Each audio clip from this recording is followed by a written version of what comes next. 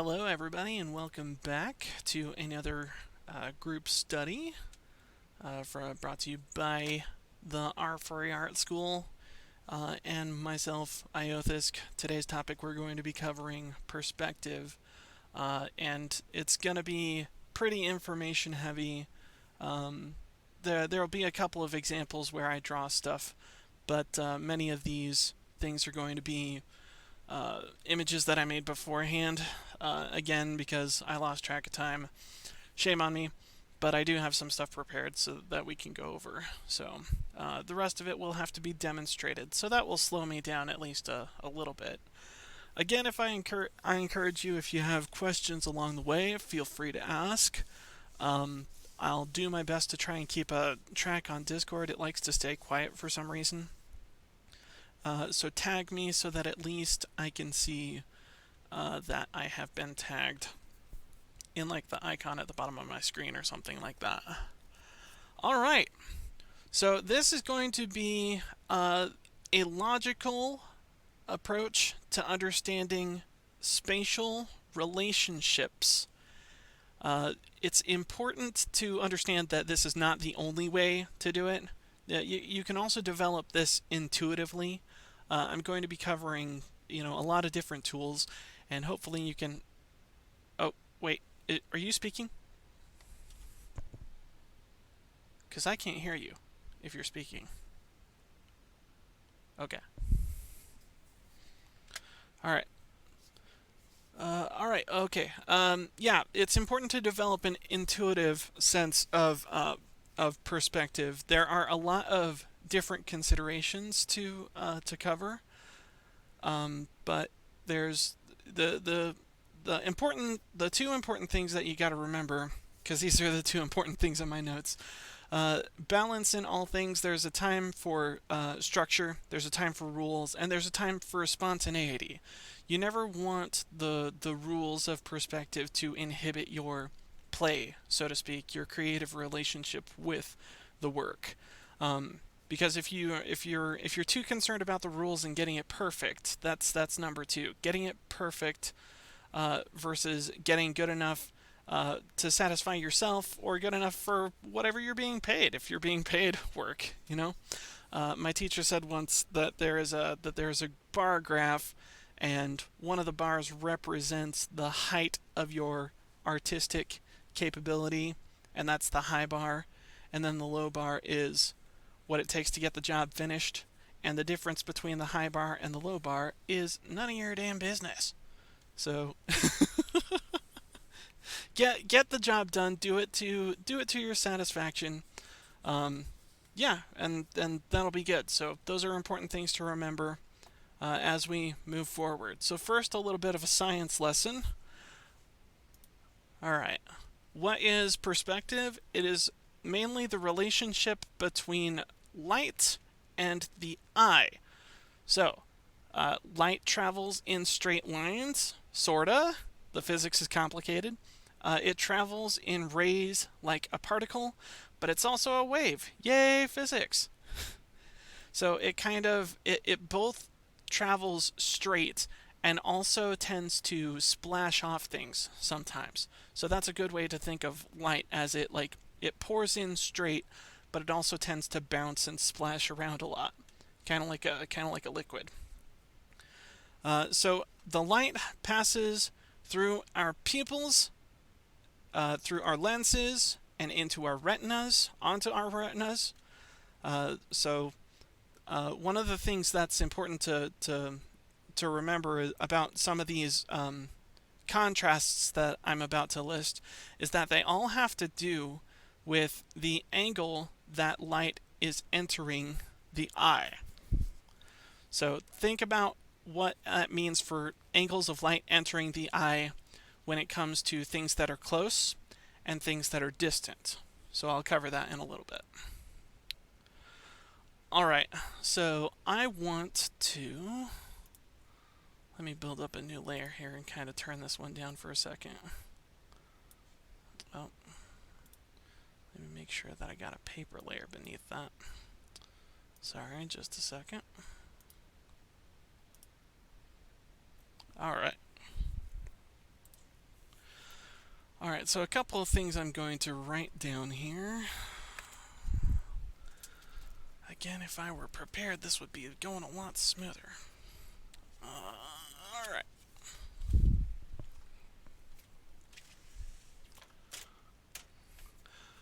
Alright, this might be a point where you want to take notes, because I'm going to list a couple of things, a couple different things here to keep in mind as we move onward.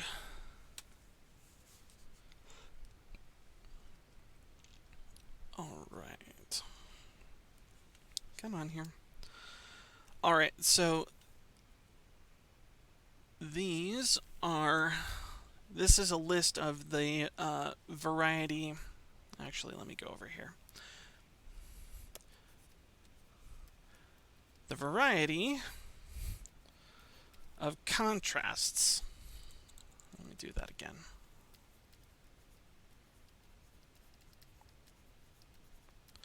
There are many different contrasts to keep in mind when it comes to perspective. You can see this in some kind of older images if you look up like older kind of stylized imagery like tapestries and so forth. They will not really create a sense of depth. They're creating things in 2D so that you can see more. It's a stylistic choice, but perspective has been understood for hundreds of years, so it's been around. But one of the things that they would do in these tapestries is that they would put further stuff higher and closer stuff lower. And if you think about how things approach you, like when you're looking out at a horizon, if something is higher up on the horizon line, it tends to be pretty far, whereas if it's lower, it's closer to you, the viewer. So that's higher versus lower.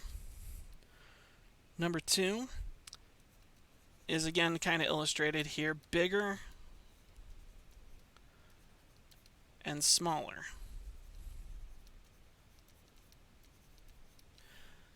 Things that are roughly the same size will appear bigger in perspective, and then things that are smaller will appear smaller.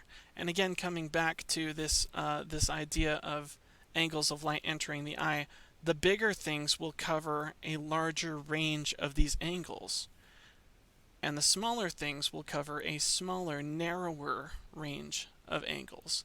So everything that you see has to pop through your pupil, right? So the things that are taking up the larger angles, of course they're going to be larger.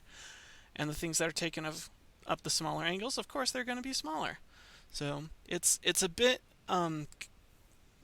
complex to wrap your brain around the first time, but I imagine that many people are capable of getting it. So just review, and that'll be fine. Third principle I want to cover is sharpness and fuzziness. Things that are close are typically focused on and they're sharp, and then things in the distance can tend to haze out and fuzzy. And there's a limit past which things constantly appear fuzzy. If you look in the distance at a set of mountains, even if you can see the mountain range itself, it's always kind of just this barely fuzzy border between. It's because your eyes can't resolve the sharpness of an image at certain distances. So while the eyes are quite good, the generally this will hold true that close things will be sharp and further things will be fuzzy.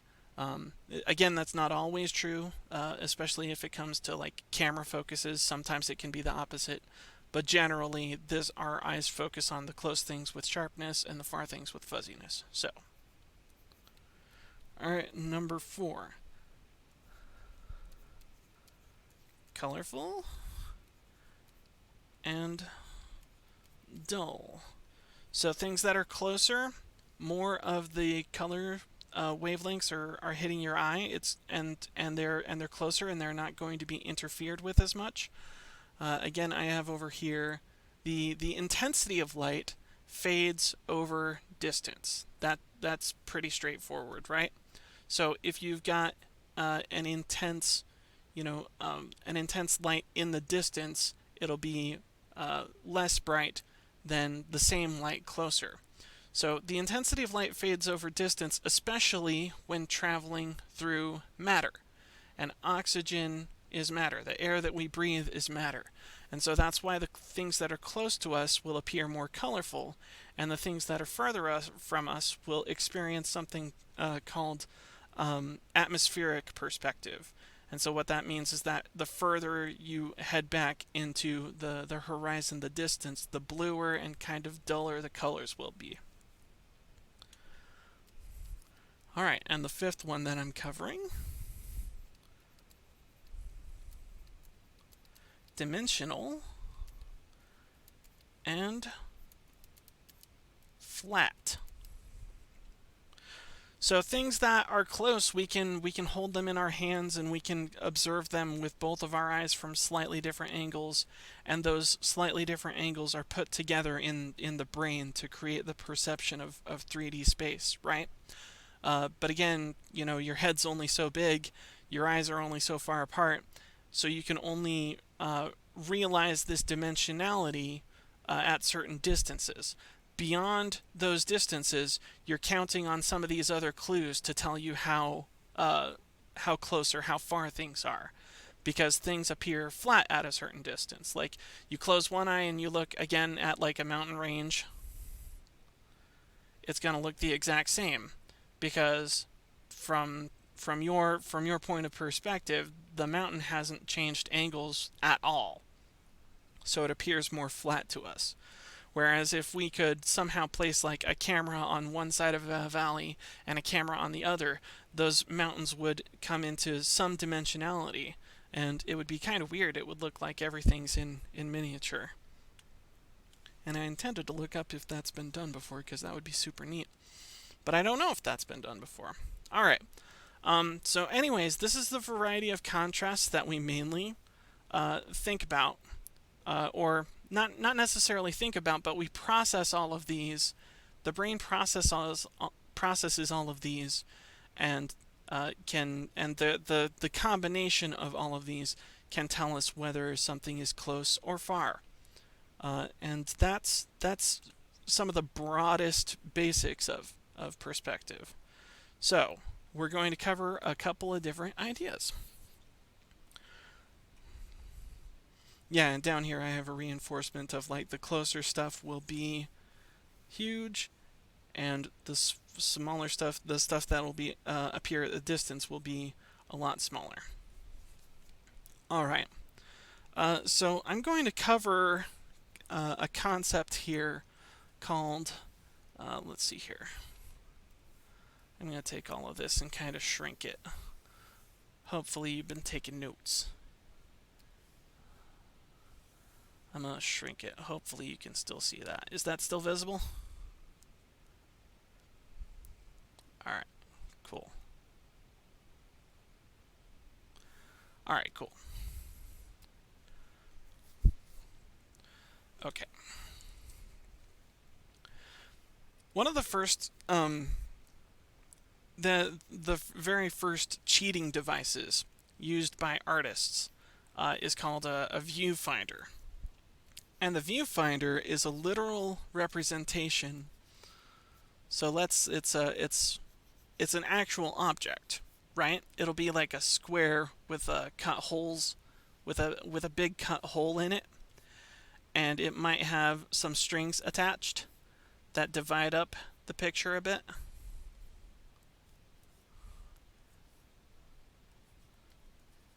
Viewfinder. And this is an actual object. You can find them for purchase, or you can make them yourself. And it's basically a tool to limit your vision to what you might see on a canvas. Because normally when we open our eyes, there's a ton of information. There's way too much of it for any of us to process at once, actually. Our brain has to selectively ignore a whole bunch of stuff and focus on what it deems important. And so the viewfinder is a literal tool that can allow you to do that, literally, to place that. So the viewfinder is is not equivalent to this idea, but it's a representation of what's called a picture plane. It's a mental concept, but basically the picture plane is the window, is the kind of mental window that you're viewing a picture through. So if you're treating things as like a photograph, the picture plane is the idea in your mind of where all of that where all that stuff enters the image, so to speak. All right, and a couple of other phrases that'll be useful to know here. This is one that I learned recently, actually, so I feel kind of dumb. Plumb lines. And plumb lines basically refer to, so like you may have seen in construction, they got this, they'll sometimes have this thing on a tripod, and there's this thing hanging down, and it's weighted, and it's got this thing that points to the ground. And always when you have something like this is a bad representation because I had to push things aside. But the idea is that something that is hung from a string, it will never tell you a skewed line, right? If it's perfectly still, it's always going to be pointing straight down. So that's what's known as a plumb line. So the idea of a plumb line is any line that is straight down, and it can also stand for any line that is straight straight vertical, so it goes up and down, or it goes straight horizontal, so it goes left and right. So that's the idea of plumb lines. And so you'll see these plumb lines are the dividers, are dividers in your viewfinder. So these are things that allow you to compare angles and shapes. And the division of a viewfinder into a grid itself is a way to break down an image so that you could process it and you can put it down on paper a little bit easier. All right. So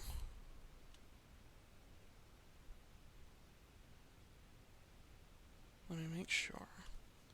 I need to review my notes for a second. Does anyone have a question before I go on?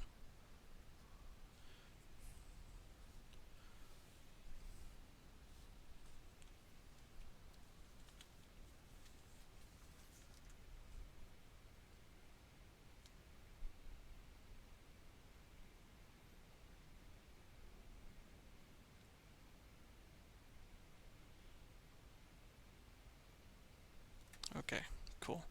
I think we're all set then. All right, so with that, let's move on to what's called one-point perspective. So I think if you've ever done an art class of any type, or maybe you've even seen this like art pieces done by friends or something like that, where they'll have like the single vanishing point at the center of the page and the horizon line. This single vanishing point is single point perspective. That's what it is. There's one point here. It's 1 point perspective on the horizon line. So let me cover things a little here. Right. So the horizon line is also called the eye line. And what that means is that wherever you're standing, there's going to be the horizon line will line up with your eyesight. Now, the horizon line is not necessarily a literal horizon.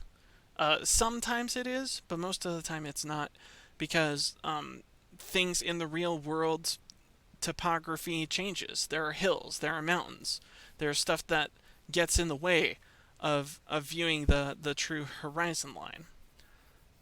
But everything, so if you're standing up straight and looking in a single direction, and for the sake of ease, I'm going to call this north.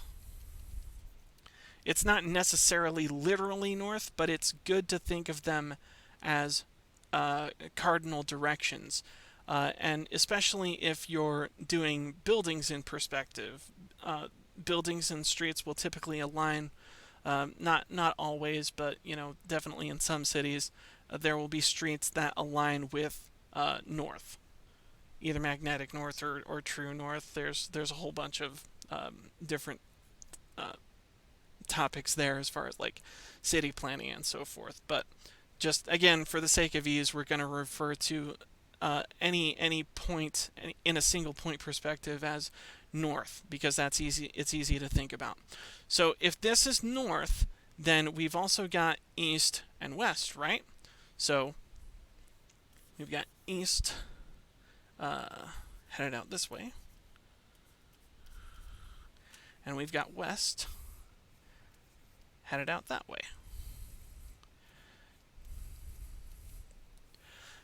Now, anything in a single point perspective, anything that's going towards north is going to converge on the vanishing point. It looks like this might not be a perfect representation, but yeah.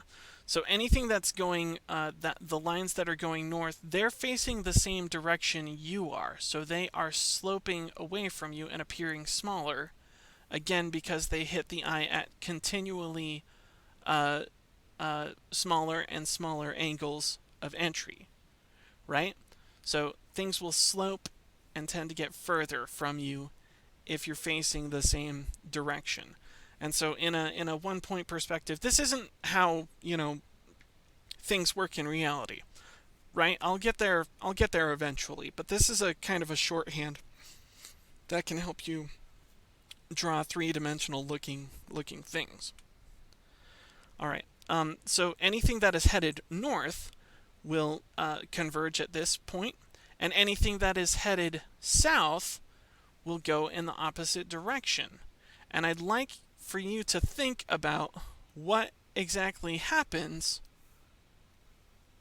at the south point, because it'll do the same thing, but we're never going to show that in a single point perspective because we can only see one cardinal direction, our north, so to speak. All right. So anything that is horizontal is going to be parallel to the horizon line, and anything that is vertical, let me rephrase that, because these lines back here, they're horizontal too. They're converging at the horizon point because you're looking this way. So they are converging going north. Anything that's horizontal and lies along a north-south pattern will converge at this point in a north-facing image. All right? And anything that is facing west or east is not going to converge because, again, this is one-point perspective. But it's going to be exactly parallel to the horizon line. Parallel just meaning these two lines, if they were drawn out forever, they'd never converge on this image. That can't literally happen, but that's what we're talking about. And the same if they're headed vertical. All of the vertical lines are going to be plumb, like I was referring to the plumb bob, the plumb tool from earlier, the thing on the tripod thingamajig. So you'll notice that on the back here it's straight up and down. On the front here it's straight up and down. So, but when it's a west-east going, they're parallel, they do not converge, and when it's north-south facing, they do converge in one-point perspective. These are all the rules, so to speak. All right. I also want folks to notice that the further that you get, like if you decided that like what you're going to go with in your image is a one-point perspective because that's all you need, things that are in the range of vision are going to appear fairly normal. But if you get too far out to the side, like say I was trying to draw something on the extreme side of a 1-point perspective. Let me draw something really, really quick here. So like if I did something like super at the side here, right? This is going to appear in 1-point perspective, and I did like a cube or something like that. The thing would appear stretched out because there's going to be some distortion on the cube at extreme edges of the perspective. And it's going to distort because of the rules of 1-point perspective. So just be careful whenever you're including 1-point perspective. You typically have that point of perspective somewhere in the middle of the page. Not necessarily always the exact middle, but it'll be somewhere in the middle section of the page. That's a good place to put it. Right.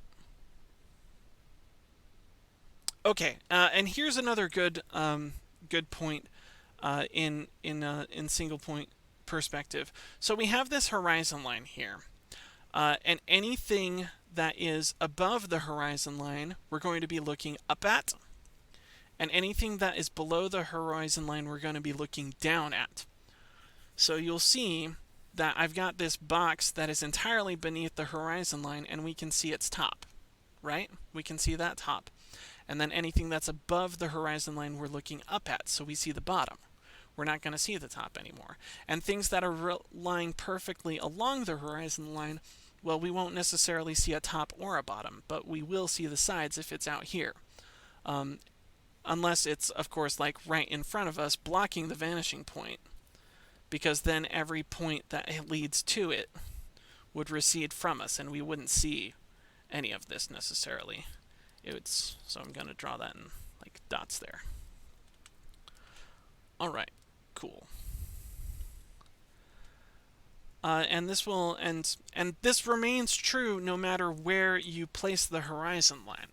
So you don't necessarily have to place the horizon line across the middle of the page, right? You could place it higher, or you could place it lower.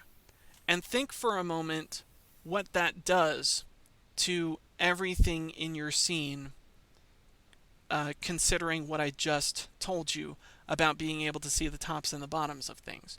If you place your horizon line up there, is there a lot of space to be looking up at things? No. So if your horizon line is up here, your camera or your head is tilted downwards and it's a down shot. So it's kind of the opposite. If your horizon line is up, your angle of observation is down. And it's the exact opposite for if I have a low perspective. If I have a low angle, I'm not going to see the tops of many things here necessarily. I'm going to be looking up. So that's an up shot. And this is true for all point. This is true of all perspectives. So that's just something that's true about the horizon line in general. All right. Okay, cool. With that, I'm going to go on to the next image. This is a 2-point perspective, and we can tell it is 2-point perspective because the lines that would typically be going horizontal, both sets of lines converge. All right? So we've got kind of a grid up here, right? Where exactly is this grid going? Well, all of these lines, so there's a line down here, lines down here, line up here, all of those are converging at a point.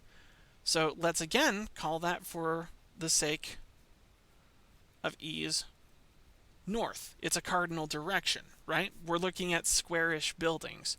So all of them are going to head in that direction. It's a cardinal direction. It's exactly that direction. Okay, so everything is going to converge at that point. Whereas this other set of lines, it's converging this way. And so if north is this way, we're also looking a bit this way, so we also have a converging point that is going east. So in 2-point perspective, if we're dealing with squarish looking buildings, we're typically looking at two different cardinal directions. Again, this doesn't have to be north and east. This could be, south and west. The point is that they're 90 degrees apart in angle, so to speak. So if we're drawing a compass rose here, this is north, this is east, this is west going this way, and this is south going this way. So, but in the 2-point perspective, we only have 2 points of convergence. So here we've got it north, and there we've got it east. Take perspective a little at a time. Yeah, like I said earlier, this is going to be somewhat like drinking from a fire hose, but hopefully you're able to at least keep up a little bit, even if you're not. I'm recording this video, right? So you can come back to it.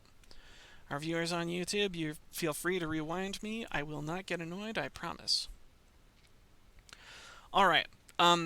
So something else to notice.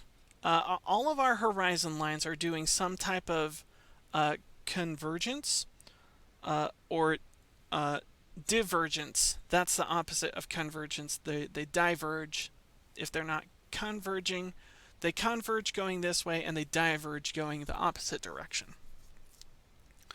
So all of our horizontal parallel lines, so to speak, are now converging.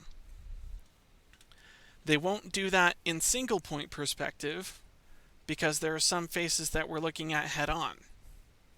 But they do that in 2 points perspective because we are not looking at them head on. We're looking at them from a corner angle. So we've kind of turned our camera a little bit, or we've turned our head, so to speak. So, however, your verticals are all still straight up and down. They are perpendicular to the horizon line. And say that there was a building like this building, for instance, its top is fairly close to the horizon line, so it's going to get more and more parallel, but it's not exactly parallel to it unless it is on the horizon line itself. So yeah, your verticals are still plumb. Your horizontals are typically not plumb, but they are tilted and converging, heading in one direction, diverging, heading in another. So now I'm going to as opposed to this image here, we have our vanishing point on the page, right? So we can see where everything converges to. It's on the page. It's a point right here. Whereas in this particular 2-point perspective, we can't see either point. So those points are laid down far off the image. So like if I was continuing to draw a line down here to hit the horizon line, our perspective point is out here somewhere. I don't know if you can see my cursor. Let me grow it a little. So about right here, somewhere in here is going to be the place where, it might actually even be further, but somewhere out here is going to be our point. And how you keep track of that is largely up to you. If you're drawing an image in like thumbnail, for example, so let's say I was treating this as a thumbnail. If I'm drawing now my stuff's too big. Alright, if I draw like a little thumbnail image of what I wanted, the horizon's going right through it, and I establish a vanishing point here and here, it's off the page, it's off the canvas technically, but everything is going to, the grid is going to go off of these points that are not on the page.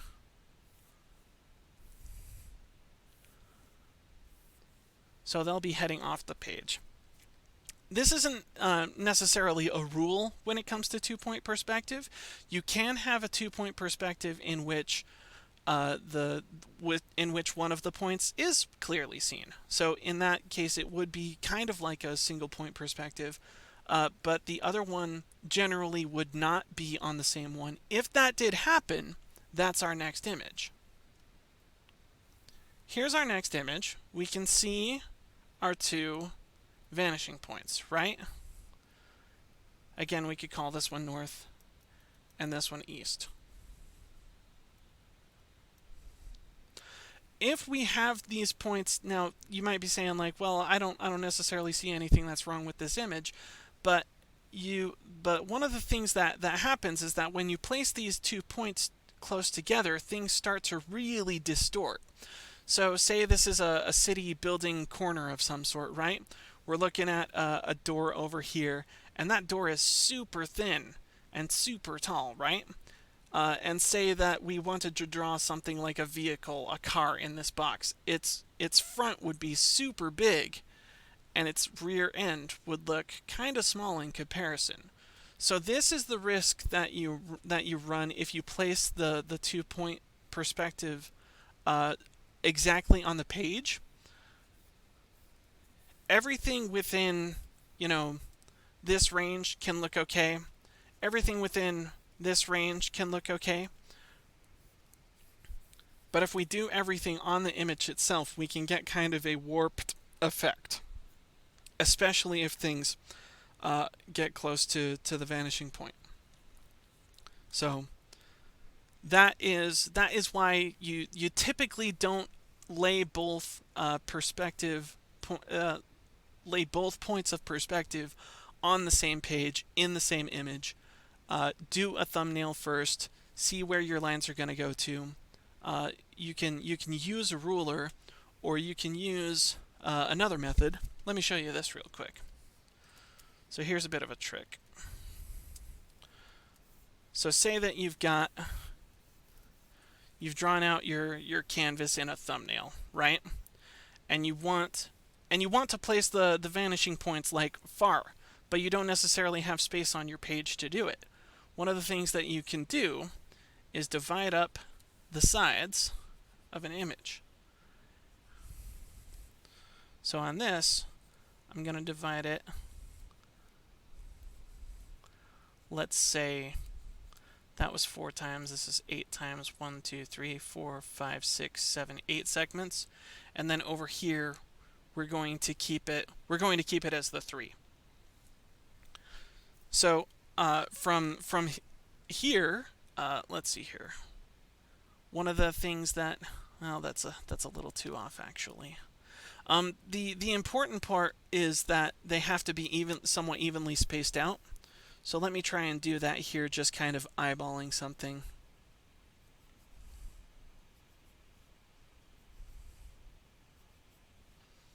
Alright, so over here we've got some very closely spaced things, mostly even, and then here we have slightly further spaced things.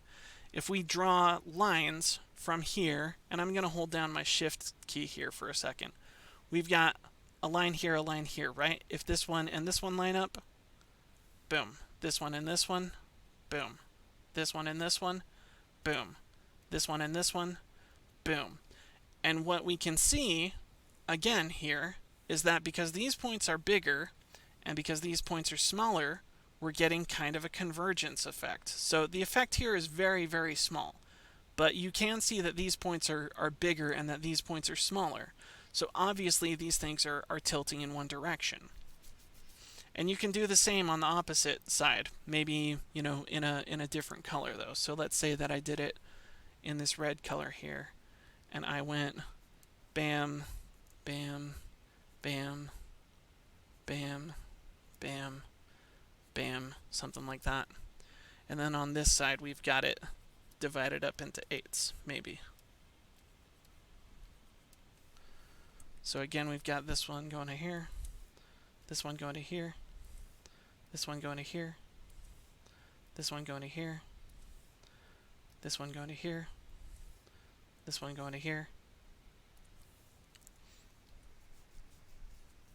Again, we've got a convergence. You know what? I did this wrong somehow.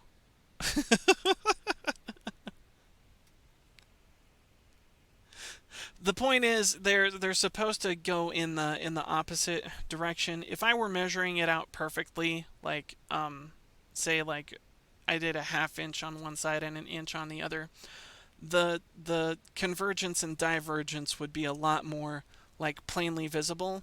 But what we've got here is kind of a functioning 2-point perspective, and I can draw something off of it pretty easy.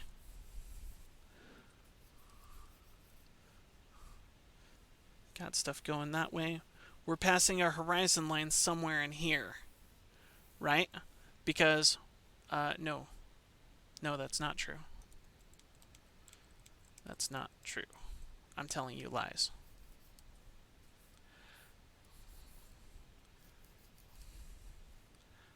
Give you something, and these right here are not supposed to be doing what they're doing, but they're doing it anyway. Alright, this is going to be a point where I look dumb. Alright, well, whatever. In the future. I think if you get the concept, the concept will hold true. And perhaps I can demonstrate this another time on another video. But, yeah. So, that's one of the tricks that you can do. Not necessarily...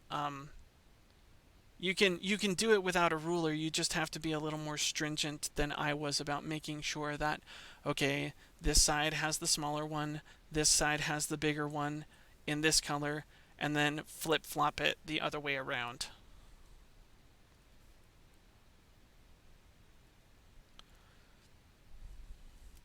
Yeah, I don't know how I did that. I wasn't intending to, but that's what I did. All right.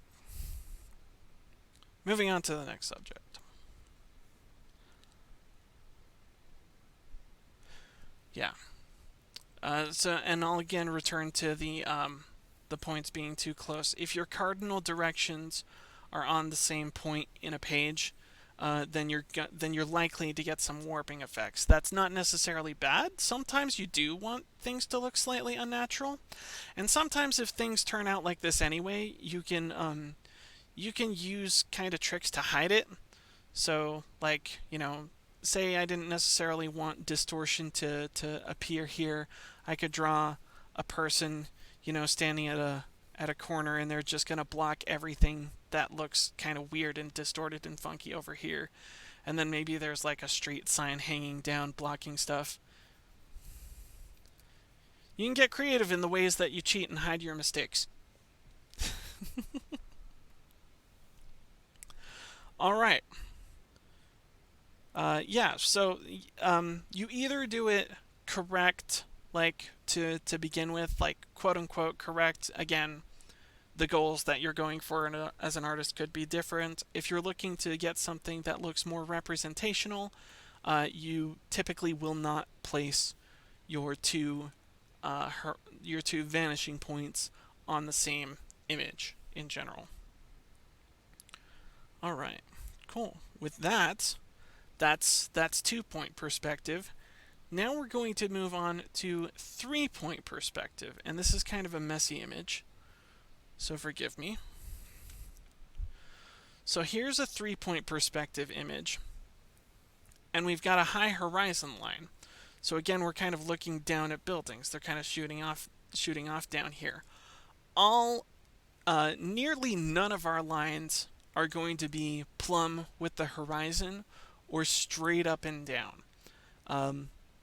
There are going to be spots where it does that because they meet the vanishing points at certain areas.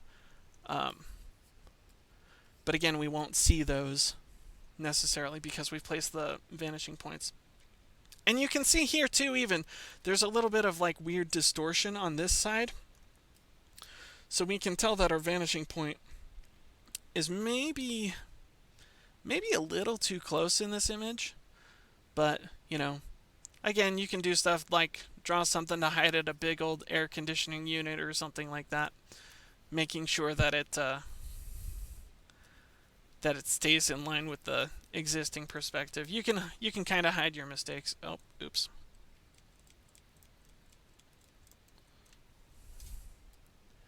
Or you can make them in front of a live audience.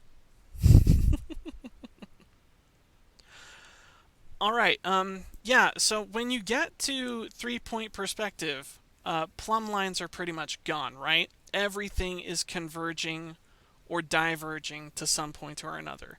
We can see that we're looking on a down shot here, and our points are converging because they're receding away from us, going down, and they're going to diverge going up.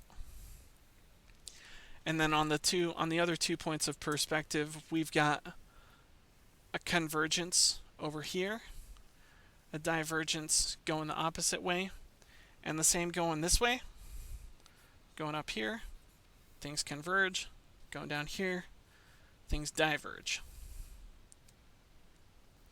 And we've got our 3 points of perspective.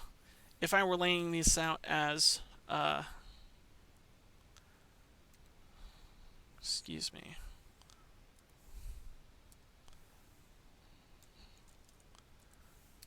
I'm going to lay this down here real quick and get another... No, that's not it.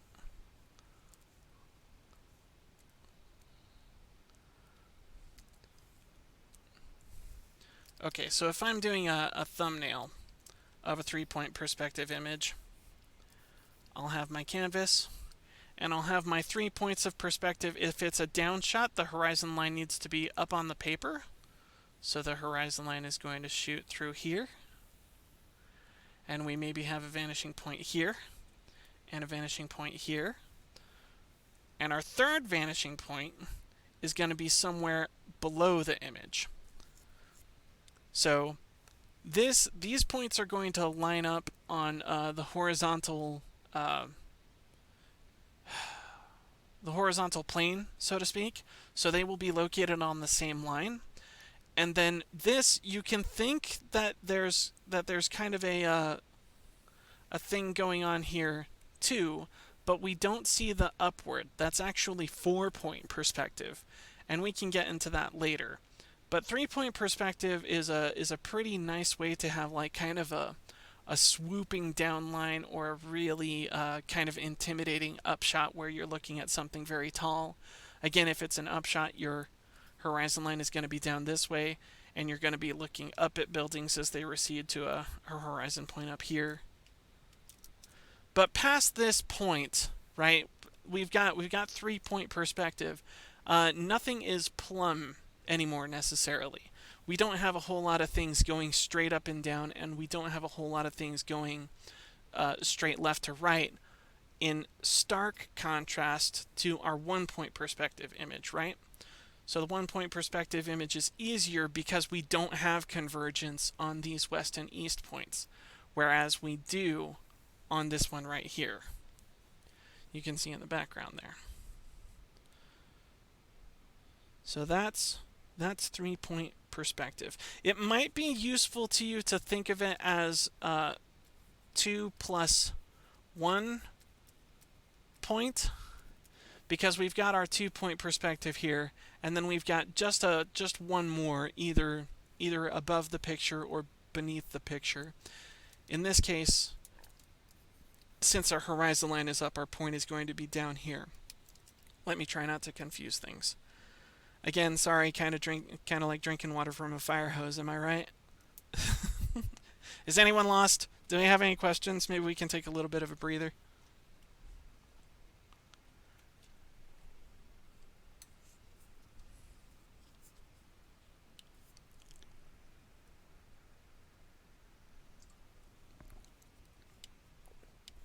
Got none yet? Okay, good.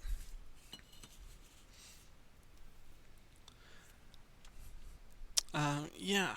All right. It is at this point in the presentation that I have run out of prepped material, so I'm going to go back to our illustration here to this area right here. I'm going to scale this failure of a project down and move it up there.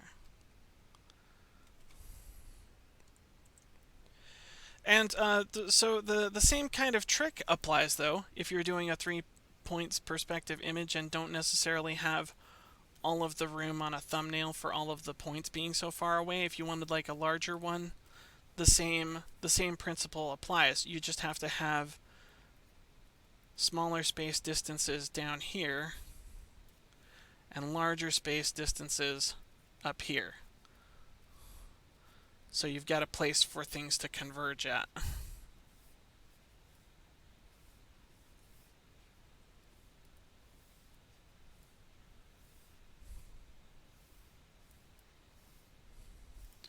So that same kind of trick can work.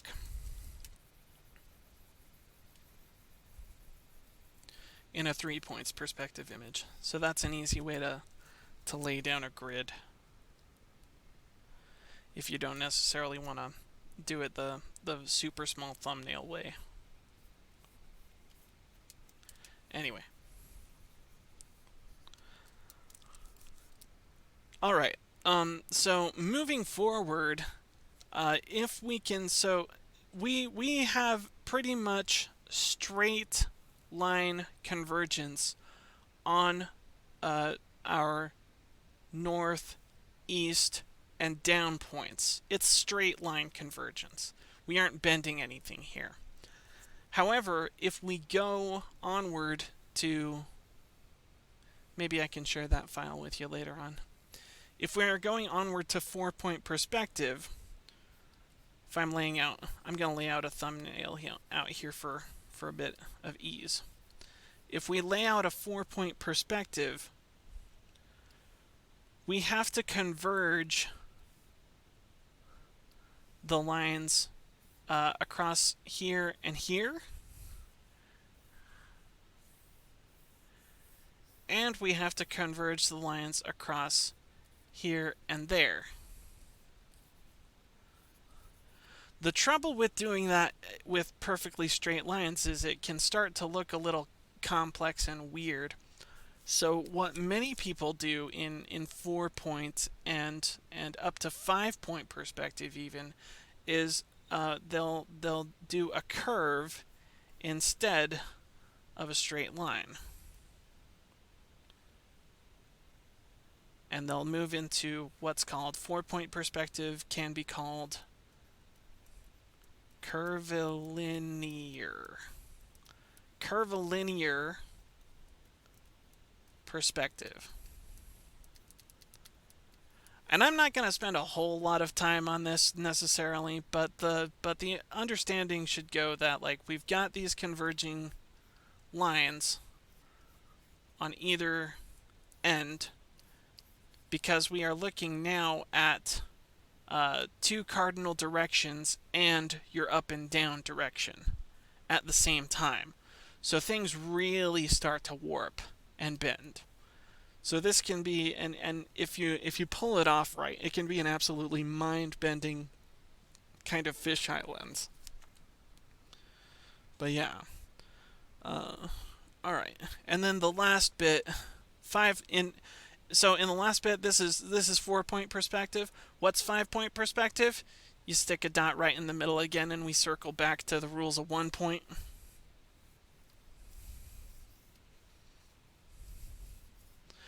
So we've got things that go off towards this end. So if I'm drawing like a box, I'm drawing a box that curves on these sides, and curves on these sides, and curves on the upside because these ones are curved too, and curves on the downside,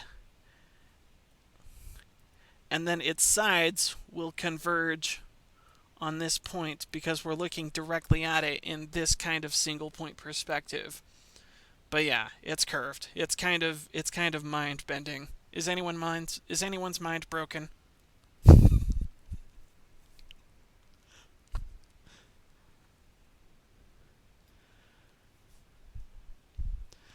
I'm gonna take your stark silence as a yes. I'm so sorry. I'm so sorry.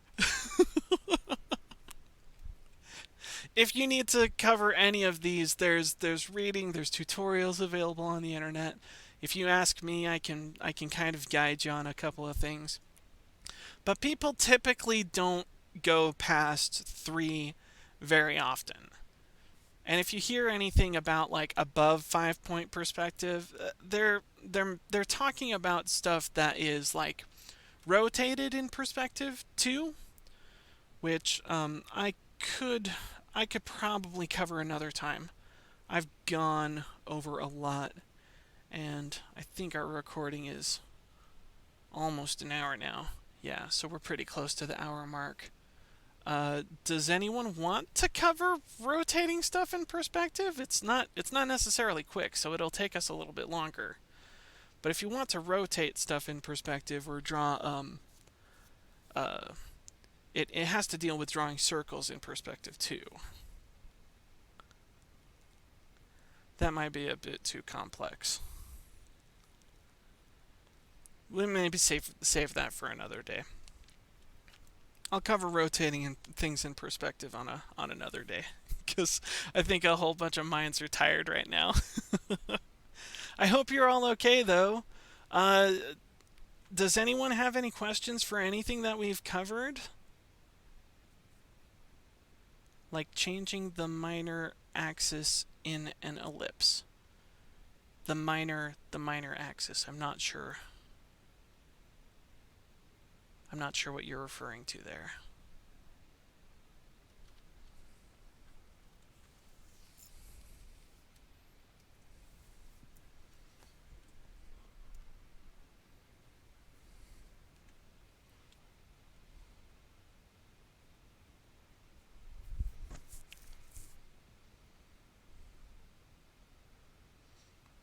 There's a whole bunch of like I probably threw a bunch of like new technical words, and I'm sorry if I didn't uh, define them all.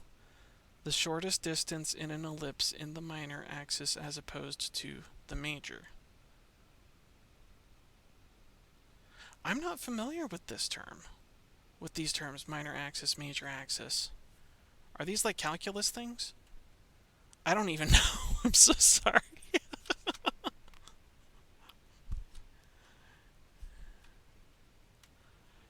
It's from Drawbox. Okay, I haven't covered anything from Drawbox. Maybe I should, because that sounds like it might be a useful term.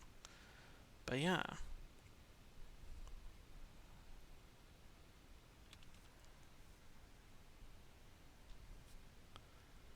Yeah, see, I teach these classes and I learn things like what the heck is this term you're confronting me with? When I learn what those are, I can come back to that question. Ellipses are defined on major and minor axes. It's a math thing. Yeah, it's a math thing, and I haven't gone over a whole lot of math, but there are logical things, and oh gosh, there are so many tricks and stuff in perspective. Pick up a book on it sometime, guys. Like I've barely scratched the surface here, really, and I've taken up a lot of time. Thank you so much for coming. I'm so sorry I couldn't answer your question. I just had no idea what that was.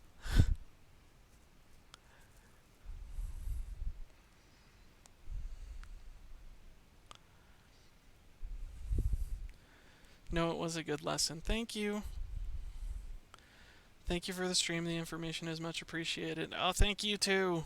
It's great to hear all these things from people. I'm glad to know that people take some benefit out of out of my knowledge library, so to speak. I know I shot a lot at you, and there are several things which I thought I could cover, but I did not. I hope that what I did was fairly straightforward, though. But yeah. All right. One last pass. For any more questions. Again, so sorry I couldn't answer that one about major and minor axes. I am definitely going to go on like a Wikipedia dive or something after this.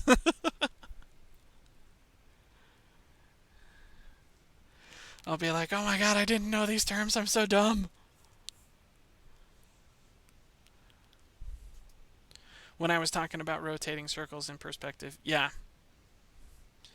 yeah, it'll have a lot to. So rotating rotating things in perspective, they will follow an elliptical thing, right? Because if you're drawing a circle in perspective, we've got, so let's just do single point perspective here. If we're drawing a circle in perspective, and we just kind of assume that this is a cube, right? Or excuse me, a square.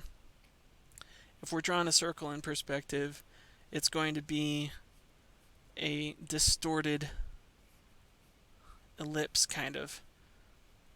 The ellipse is going to be shorter on this side than it is on this side, and I'm assuming that's what you mean by major and minor axes.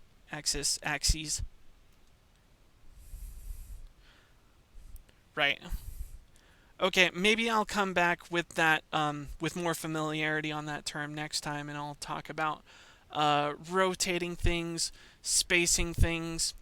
Oh my gosh, if you know tricks in perspective, it is so easy to make things that are evenly spaced and that look really, really good, even if they're complex.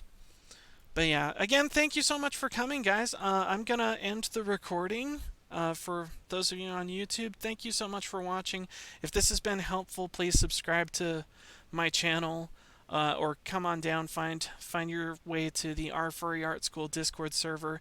I'm here a good amount of the time, offering feedback and advice on pieces. For furries, today's topic wasn't very furry at all. Oh gosh, placing characters. I have to remember to do that too. All right. I hope this was all very useful. It was all very technical. Next time, I will get into things that I missed. So, thank you so much for watching. We will catch you next week, maybe? I might do Perspective Part 2. Does Perspective Part 2 sound like a good deal for next time?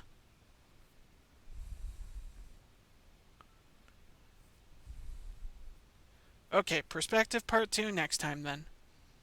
Rotation. We'll do rotation, we'll do spacing, we'll do all sorts of neat stuff. Scaling. You can do scaling. It's pretty neat. Alright, thanks you so much for watching. I'm going to end the recording. Feel free to hang out in the chat, guys. For you on YouTube, we will see you later. Bye-bye.